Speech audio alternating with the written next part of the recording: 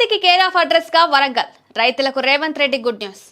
ఎక్కువ విస్తీర్ణంలో సాగు చేయడమే కాకుండా నాణ్యమైన పత్తి పంటకు ప్రసిద్ధిగాంచిన ఆదిలాబాద్ జిల్లాకు ప్రభుత్వం పత్తి పరిశోధన ఉప కేంద్రాన్ని మంజూరు చేసింది. భారతీయ వ్యవసాయ పరిశోధన మండలి కింద ఇది పై చేయనుంది. ఇప్పటికే ఆదిలాబాద్ లో రాష్ట్ర పరిధిలోని ప్రొఫెసర్ జయశంకర్ వ్యవసాయ విశ్వవిద్యాలయానికి అనుబంధంగా వ్యవసాయ పరిశోధన స్థానం, ఐసీఏఆర్ కింద సోయా చిక్కుడు ఉప కేంద్రం, మెట్ట వ్యవసాయ పరిశోధన కేంద్రాలు కొనసాగుతున్నాయి. తాజాగా ఇందులోనే ప్రభుత్వం పత్తి సమన్వయ పరిశోధన పథకం కింద పనిచేసే పత్తి పరిశోధన ఉప కేంద్రాన్ని మంజూరు చేశారు.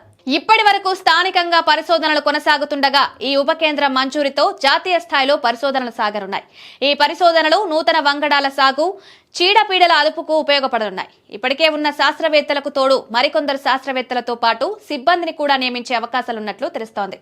అఖిల భారతీయ వ్యవసాయ పరిశోధన మండలి తెలంగాణకు 2 పత్తి పరిశోధన ఉప కేంద్రాలను మంజూరు చేసింది. ఇందులో ఒకదాన్ని వరంగల్లో ఏర్పాటు చేయనుండగా మరొకటి ఆదిలాబాద్ లో ఏర్పాటు చేస్తున్నారు. ఆదిలాబాద్ జిల్లాకు పత్తి పరిశోధన ఉప కేంద్రం మంజూరు కావడంతో ఉమ్మడి జిల్లాలోని రైతులు హర్షం వ్యక్తం చేస్తున్నారు.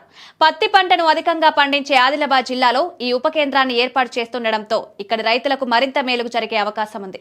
ఇప్పటికే వ్యవసాయ పరిశోధన స్థానం ఆధ్వర్యంలో పత్తి, సోయా పంటల్లో మేలు రకం విత్తనాలు, చీడపీడలను నివారణకు పాటించే పద్ధతులపైన, సస్యరక్షణ, ఎరువుల వినియోగం, పంట మార్పిడి వంటి వాటిపై పరిశోధనలు కొనసాగుతున్నాయి. ఇప్పటి వరకు జాతీయ స్థాయిలో పత్తి పరిశోధనలపై ప్రాతినిధ్యం ఉండేది కాదు. ఈ ఉప కేంద్రం ఏర్పాటుతో దేశవ్యాప్తంగా ఇతర రాష్ట్రాల్లో పత్తి సాగు పరిశోధనలు, జిల్లా నేలలకు అనుకూలంగా జరిగే పరిశోధనలపై జాతీయ స్థాయిలో చర్చ జరిగే అవకాశం ఏర్పడింది. నాణ్యమైన పత్తికి కేర్ ఆఫ్ అడ్రస్ గా నిలుస్తున్న ఆదిలాబాద్ పత్తికి ఈ పత్తి పరిశోధన ఉప కేంద్రం ఏర్పాటుతో రానున్న రోజుల్లో మహార్దశ పట్టే అవకాశం ఉంది.